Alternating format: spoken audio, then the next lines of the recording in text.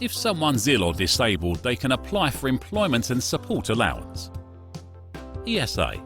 They then receive the assessment rate for 13 weeks. Continued eligibility is determined by the Work Capability Assessment. There are 3 possible outcomes. Fit for work. No longer eligible for ESA. Unfit for work, but fit for work-related activity. Placed in the conditional ESA work-related activity group. Unfit for work and work-related activity. Placed in the unconditional ESA support group.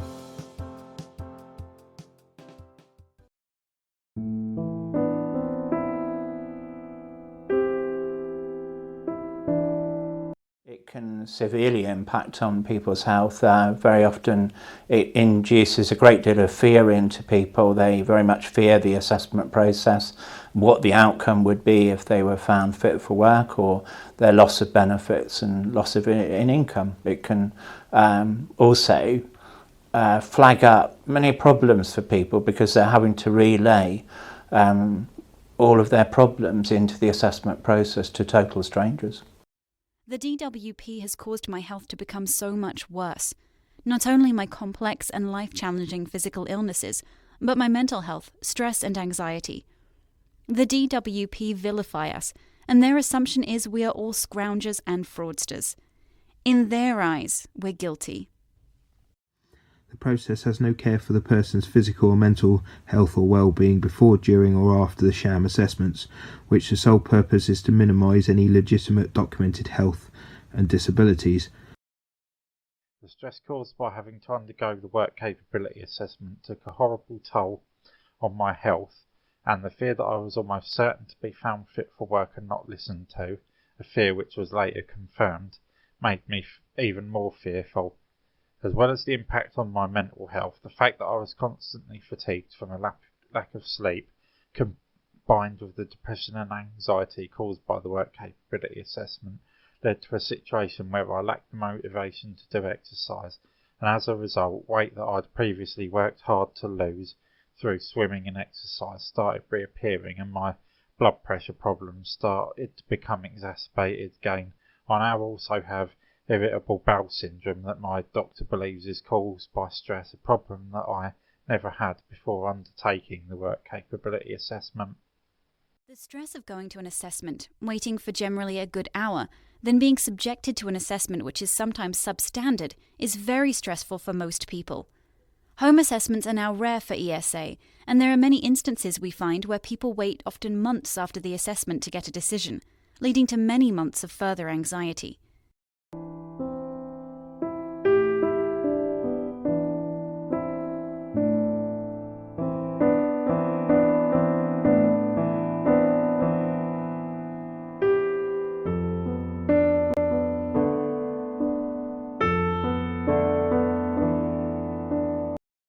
Since it was introduced in October 2008 to date, with over 6 million people claiming employment support allowance and a very, very low number of people finding their way into work, I think that the acid test is whether or not it's succeeded in placing a large number of ESA claimants into work. It hasn't. So in that respect, I think it's fair to conclude it's not a real work test. It's been notoriously inaccurate at finding people, correctly assessing people according to their limitations, such that they're correctly placed into work. The WCA is a complete joke and nonsense. The questions felt to me as if they were designed to trap me, and despite the fact that under normal circumstances I find it very hard to hold conversations with people, especially if I don't know them, the fact that I'm absolutely pushed, if I'm absolutely pushed, I can go through a checkout and talk to the attendant, was used as evidence that I have no communication problems at all, despite the fact that under normal circumstances I find that trying to start conversations with people that I don't know is stressful, and that I explicitly explain that I go out of my way to avoid talking to people when I can. All of that information was ignored. Whether or not you can talk to a checkout attendant for 20 seconds bears no relation to how you have to relate to people you deal with at work, and several other questions felt like they were designed in a similar manner, and it felt as if it was purposely set up this way to make it harder for people to score points. And so in that manner, a lot of silly questions seem to be on there that bear no real relation to your ability to work or not. The WCA relates to a series of very basic skills, such as reaching to put something in top pockets of a jacket. It bears little relation to real life or the health and safety risks of being at work on morphine-based drugs, or being able to cope physically with being in the workplace.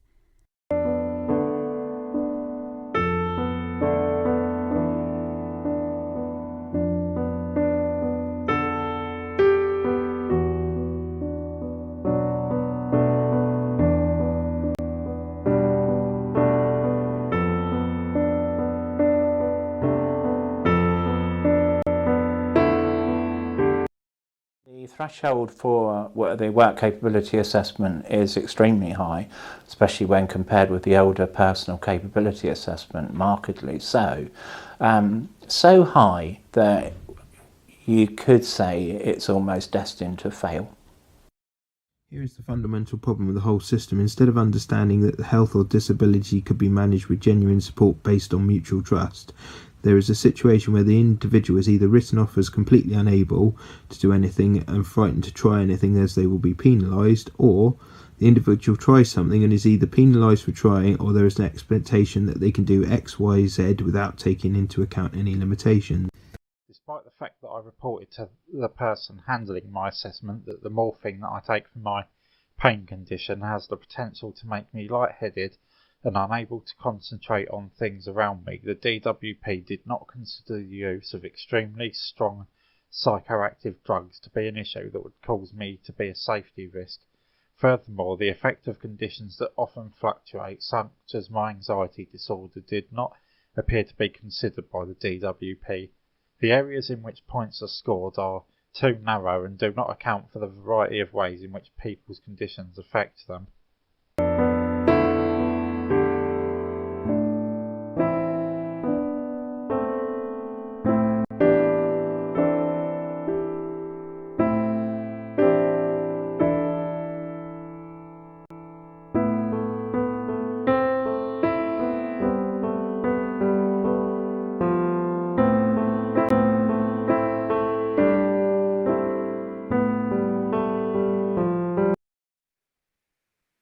We're meeting a growing number of people who've been knocked off Employment and Support Allowance and told that they have to apply for Job Seekers Allowance instead. A growing number of people because it's become increasingly hard to get Employment and Support Allowance. But if you're putting in for a mandatory reconsideration of your Employment and Support Allowance, because you're very reluctant to apply for Job Seekers Allowance, you're reluctant because it looks as though you are able to work, and in fact, you know you're not able to work, and yet you're having to sign something to basically say that you are fit and able to work and to look for a job. In some cases where claimants are found fit for work, that's very often, in fact in all cases, it's against the advice of their own doctor, who has certified them as being unfit for work. That's a condition of being on employment support allowance in the first case. But what you have then is a situation where the assessment process has found somebody fit for work or eligible to undertake some work-related activity, and where that's particularly problematic is if it induces a degree of risk to that person's health about being found fit for work or to have no limitation or recognised limitation. It can lead to serious deterioration in a person's health. Being found fit for work was bad news for me. It made my anxiety and depression worse, and I started to become even more reclusive than usual. And when I went to the job centre and signed on, it felt that rather being treated like someone with serious health problems that needs to have accommodations made for me, I was treated like a malingerer that had to justify every single limitation that my condition placed upon me, Furthermore, thanks to the time that it took for my JSA claim to be up and running, I was left without money for almost a month.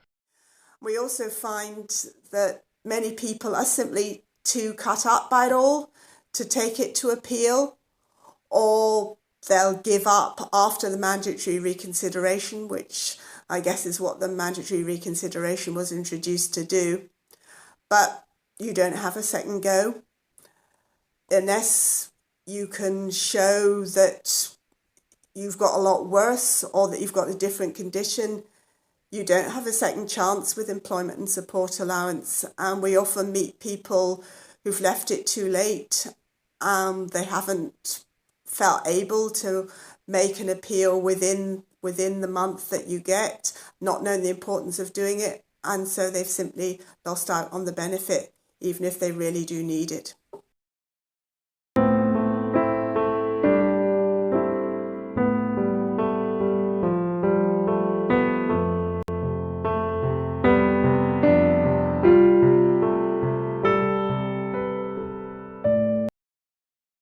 We have, and I have attended work capability assessments, which I would say had been very well conducted and were very thorough, and that essentially were a model example on how to do it.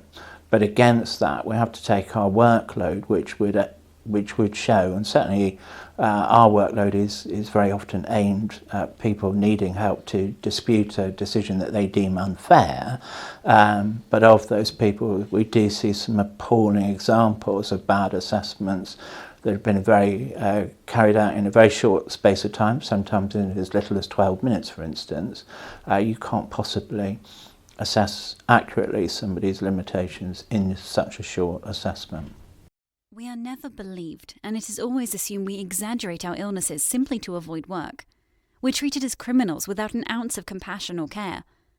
Information that I provided to the person carrying out my medical assessment was either misrepresented or omitted entirely. For example, the information I provided about my moments of altered consciousness, in which I am in something similar to a sleepwalking type state, where I'm unaware of what's going on around me, was simply ignored by the person performing the assessment. And when I challenged this at the mandatory reconsideration stage, the DWP, despite my inclusion of a referral letter, essentially proceeded to accuse me of being a liar by saying that it was inconsistent with my medical history. According to them, the fact that I can turn on an electric oven and have a wash makes it physically impossible for me to have blackouts. We're getting around 50 inquiries a day from people who want our advocacy help with ESA appeals. Many of the assessors are ignoring the WCA handbook and even the case law these days, and it's not until we get a hold of the report and decision that we can scrutinise where the assessor has breached their own rules or incorrectly assessed.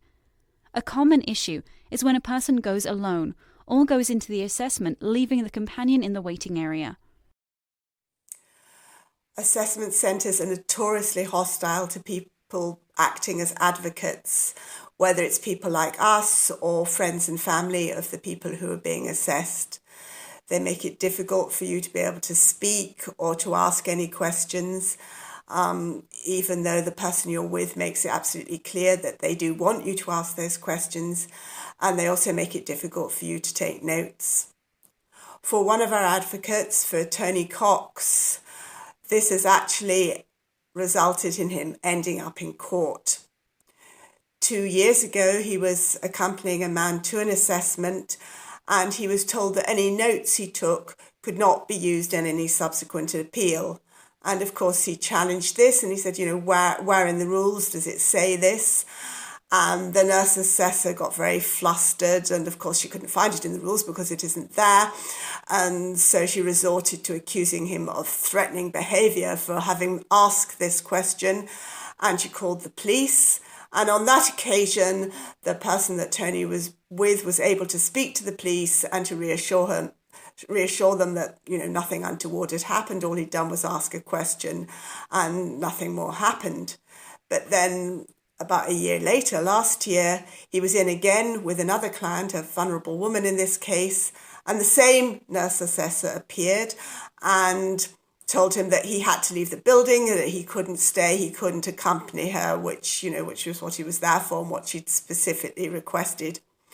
And when he challenged this and challenged all the people who were working for Maximus, it was at that time, they were all coming around and saying, no, you've got to leave, and trying to persuade the woman to stay without him. And when he challenged this, the police were called again, but on this occasion, they weren't prepared to listen to anybody else. They just clamped on the handcuffs and led him away. And the court case went on for ages. There were very many parts of it. When it came to the full trial, then the woman that he was with actually broke down in court when she was giving her evidence. The whole court scenario was just too much for her, and the court case had to be postponed and called again when she gave evidence by video, which she did. She managed to come again and she gave her evidence, and she was absolutely adamant that that there'd not been any threatening behaviour, that she'd not seen any threatening behaviour. But then when it came to the judge, the sheriff at the end, when he came to give his verdict, he basically said, and this was the word he used, that he preferred the evidence of the people from Maximus than the evidence of the defence witness. And Tony is now having to do 150 hours community service for basically serving the community.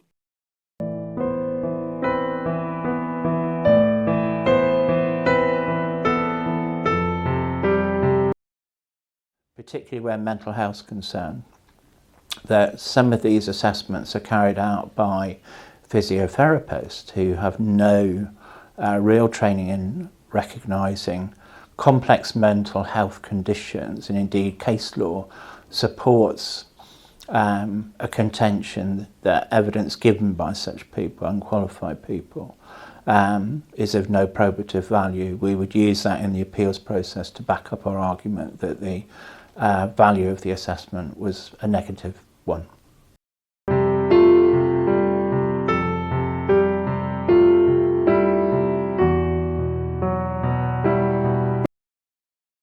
Our last visit to Stockport involved a 2.5-hour wait.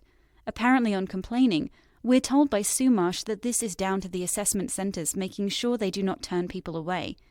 Instead, they subject them to often gruelling waits in crowded rooms on hard chairs. Sometimes their attitude is to bury their head in a laptop and conduct the assessment with very little personal contact with a person. Bear in mind that you're talking about people who are trying to describe, in some cases, like a lifetime's worth of problems to somebody that isn't even looking at them. People find that immensely upsetting. There have been reports to us where the assessor has been rude and quite curt with people and very dismissive over what they wanted to say, whereas it should be an opportunity for the person being assessed to give a full account of their problems. I was kept waiting for an hour and a half. I was tired, in pain and very stressed. The receptionist was uncaring and unhelpful when I asked about how long I was waiting. Several people in the waiting room were distressed, and a woman came out of her appointment in tears. The doctor was unkind in her attitude. She didn't appear to understand when I got upset at the way I had to talk about deeply personal and intimate matters about my ill health. She made me raise my arms. She gave me a sight test. She threw hard paper towels at me when I cried. She left the room without saying so or why. She came back with the receptionist because I was distressed. They said I would have to come back another time. My friend asked if I would face the same procedure, and they said yes, I would. So I said I would like to get it over with today then, as I was afraid of more waiting and anxiety. The doctor then finished the assessment in a hurry. I felt utterly humiliated and broken.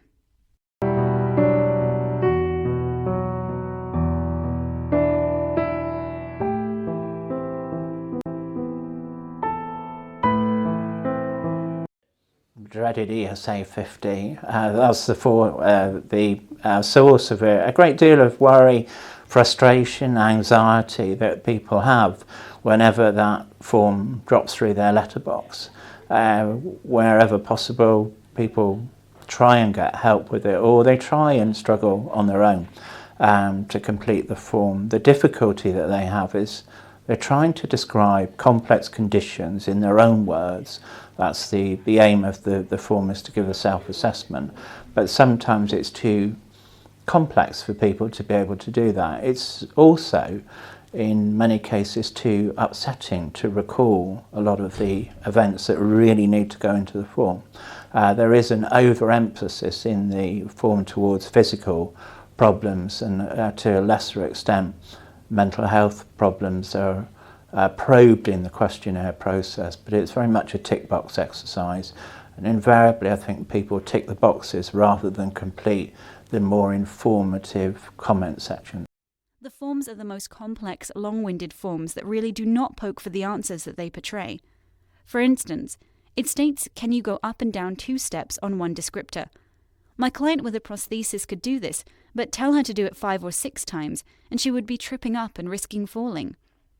It can often be very difficult to provide the proof that is required of your problems and of your needs, and especially, of course, if you've got mental health problems, or if you're not taking drugs because every drug that you've tried doesn't work, every therapy that you've tried doesn't work, so you're not actually got anything on your record, you haven't got a prescription list to show them, and it's not because there's nothing wrong, it's because you know that that nothing actually helps, but they simply will not believe that.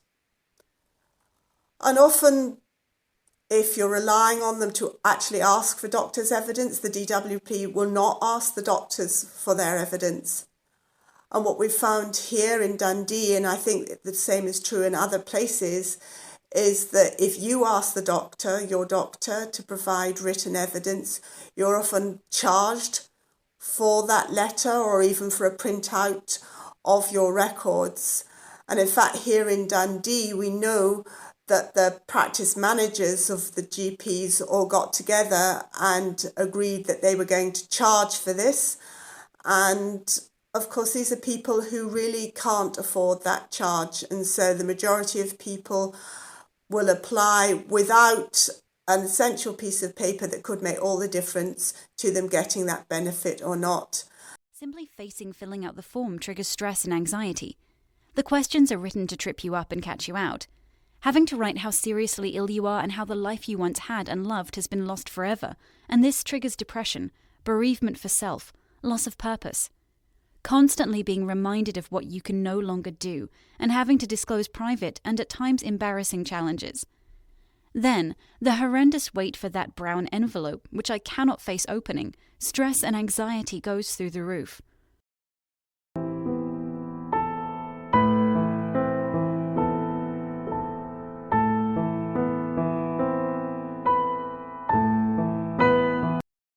There are no DWP staff at hand to help you fill in ESA forms, and no help is ever offered. You will be reliant either on a relative or someone such as a counsellor or advocate to help you if you can't fill it in for yourself. The advice agency has suffered, or agencies across the country have suffered enormous cutbacks in the funding to provide the right level of help. It concerns me greatly that a number of online forums, self-help forums, seem to be springing up all over the place where advice is being given by people who aren't properly trained in how to negotiate the claims process correctly. That, I think, should worry us all because it means that the person's prospects of being able to make a successful claim or to get the right outcome on their claim are lessened. I would like to see much more funding coming to us as advice agencies to be able to give that help, not only in the claims process but also in the appeals and reconsideration process if necessary.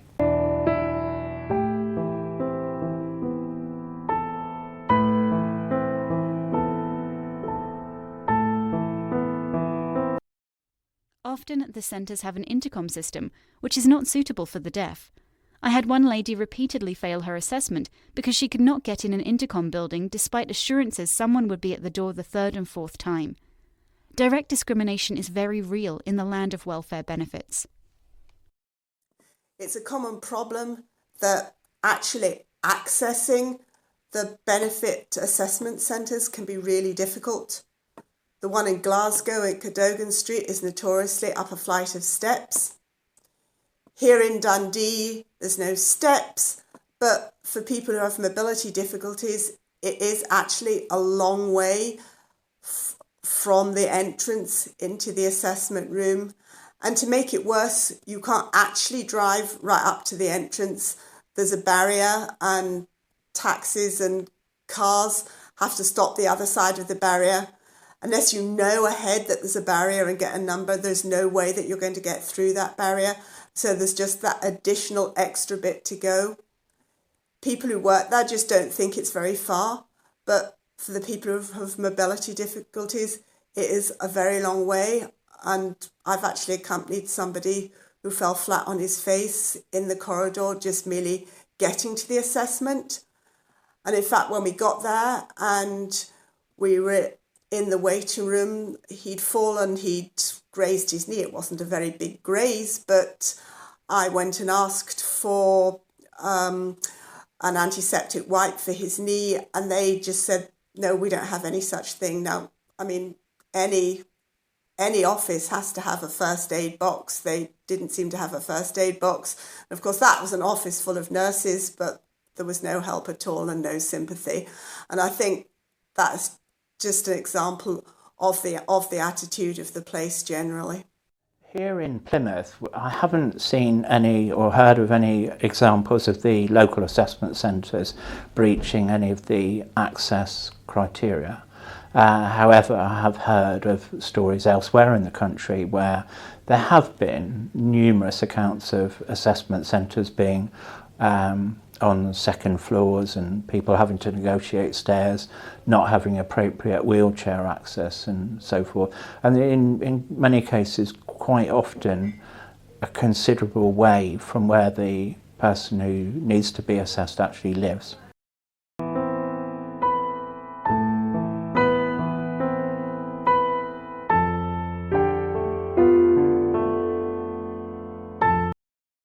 Questions asked are too binary and fall either into the realm of you can do X, Y and Z or you can't do X, Y and Z. In general, unless you can't do something all of the time, you simply won't get points. A good example is in my anxiety disorder. It doesn't flare up all the time, and I only suffer anxiety and panic attacks under certain circumstances, and because I wasn't having a panic attack when I was at the assessment centre, the DWP dismissed the idea completely that anxiety has any effect on me. They make no allowance for disorders that are fluctuating. I don't think that the assessment process is correctly suited to mental health at all. I'd argue that it's not for the physical, but more so on the mental health side, simply because people's conditions are far too complex to be scored in the way that the DWP has to score people under the assessment criterion.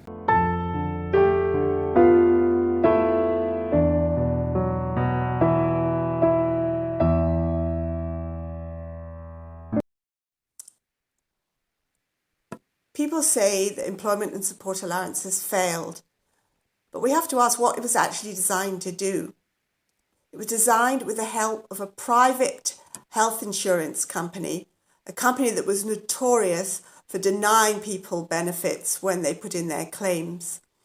A company that basically assumed that you're guilty of pretending to be ill unless you've proved yourself innocent. And it was designed deliberately to cut the numbers of people on disability benefit. So in those terms, it's been very successful. But for the people who've applied for it, it's been a disaster. As a result of the introduction of Employment and Support Allowance, people have died and are dying. They've died directly through the stresses involved and through not getting the money that they need. And they've died through suicide as a result of those stresses. And we've come across examples of both. you.